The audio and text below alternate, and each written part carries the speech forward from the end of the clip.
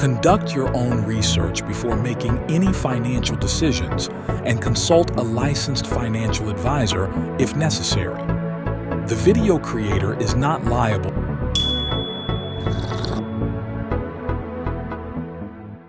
Hello, welcome to my channel. My name is Miriam, nurse practitioner.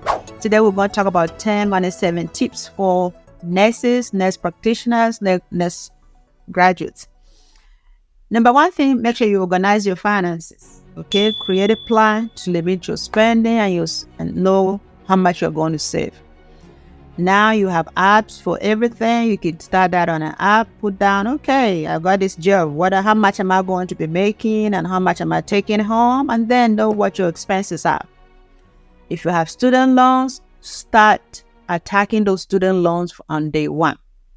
Okay? Because we have situations where people just graduate from nursing or nurse practitioner school, and the next thing is, oh, I need to upgrade my life. Meanwhile, you have $100,000 student loan, you have, $50,000 student loan, you have $150,000 student loan. So you want to make the plan at the beginning to start tackling those student loans. The other money saving tip is to make sure you stay within your means. Okay, live within your means. Do not spend too much money on luxuries. There's nothing wrong with having luxuries, but when you start overspending on it to where your credit balance, credit card balance is going this way, and you are not paying it off, and you are stressing. You have to do overtime here. You have to take this job and that to pay the bills, and you are just drowning. Then there's something wrong with that. So make sure you want to stay within your means. You want to look for, especially if you are single, you are young, housing expenses. You want to make sure you can even share apartments because you are not hardly there, and then you are just you. So you can cut that, consider even relocating to a cheaper place, It's not going into a downtime because there's gentrification going on, and the apartments in downtown areas sometimes are more expensive because of the convenience.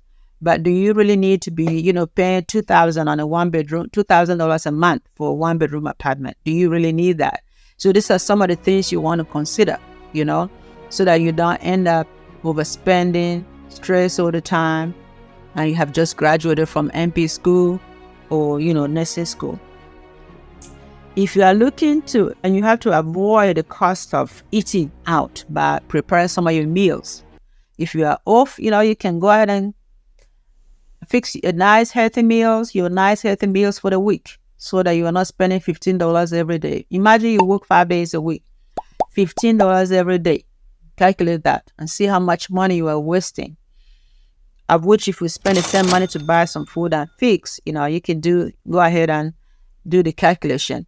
Sometimes people can just go ahead and order, this meal kits. Even that might be cheaper than you buying food out all the time. And they eating out all the time, Of course, eating out all the time is also for enjoyment, meeting with friends, things like that is fine. There's nothing wrong with that. But when you make it a habit to where, your credit card balance is going up, you need to start thinking in terms of, wait a minute, I need to cut that down a bit. Try to use coupons and discounts, places that have coupons, discounts, try to use those. Nobody's above that, especially now that food items, in fact, everything is high. So if you have some promotional offers that you can use, some of them you even put on as apps on the phone, you should be able to do that so that you are not spending too much all the time on stuff that you should. Keep your debt level down. Do not be overspending and then getting yourself into debts, bad debts, hefty credit cards. There's nothing wrong with using credit cards, as a matter of fact. But use credit cards in a way that if you use it this month, at the end of this month, you should pay all of it off. Pay your credit card off. If you are able to do it that way, why not? You can use it because it's very convenient. But when you start having a balance every month, you are not paying all of it every month, you are not paying all of it, and it starts accumulating, then there's a problem with that. Because before you know, the interest rate alone will start, really get into it, Which is why they also say before you buy something, think about it. Is it worth $100 to you? If you think about it, Is it really worth that $100? Because sometimes you bought it for $50. By the time the interest will keep piling on it, by the time you pay that off, you paid almost $100 for a t-shirt. And then create a rainy day fund. Another name for that is what? Emergency fund. So by setting a fixed amount of money every day, every paycheck somewhere, that would be good, so that when emergencies come, you have something to fall back on. And a lot of employers have made it to where now, you could even separate your check to where you can, that emergency fund, which is a savings, you can say, okay, every month I just want $50, every paycheck, $50 to go into that. Because once it goes into that, your saving account, don't even go and get a debit card for it. Because then that money is there that you are not seeing. So then you have your paycheck to deal with. You have your actual checking account paycheck that goes into that savings checking account. So you're not worried about spending that money. So because it's very hard to save, I'm not going to lie. But when you start training yourself and doing some of these little things, it adds up. You don't want to be in a situation, oh, I can't go to work tomorrow because I have a flat and, until I get paid. You don't want that situation. Oh, my AC is out. My house, I've been staying in 90 degrees heat because, they say it's $1,000 to fix and I don't have $1,000. Oh, I can't have, my credit card is at the limit, so I can't fix my AC. So things like that, you want to make sure that, you are paying attention to that. Put money aside for your future. So if you notice, you've been watching my videos, almost every video I'm talking about future, 401k, 403k.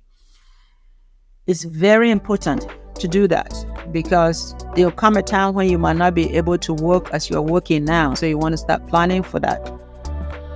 That means planning for that retirement. That means trying to do less producing income for you. Because there will come a time where you're just on your feet. It's very hard for you to be on your feet all the time.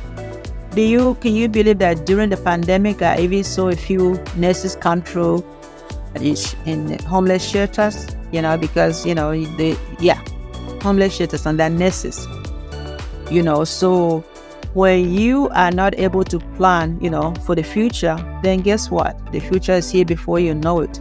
So it's, again, some of the things we talk about. Make sure you have that emergency fund. Make sure you are watching your money very well. Make sure you are engaging in some of these employer-sponsored retirement accounts, because, again, it's very difficult to save. But when you do that, guess what? You are setting yourself up for success. You are setting yourself up to be a solvent nurse, aka financially fit nurse, because you don't want to just be working overtime, spending, luxury items, shopping, retail therapy all the time. You don't want to do that. You want to get at a level where, I want to take off 1 week, next month. You take it off, even if you are getting paid for it or not. You want to take off 2 weeks, you want to take it off, because you don't need to. You don't need to be working all the time. You need to rest. You need to spend that time with your family. But the only way you can get to that level is when you start really watching your expenses, saving your money, eventually investing it, so that you will live a good life as a nurse. Because, again, as nurses, what do? We take care of other people, but we also need to do what? Take care of ourselves and our families. Don't forget to subscribe, and we'll post videos almost every week, so check us out. But again, the goal is to make sure you are a financially fit nurse. And also, don't forget to practice gratitude. Okay? Be grateful all the time. Okay? See you in another video. Bye-bye.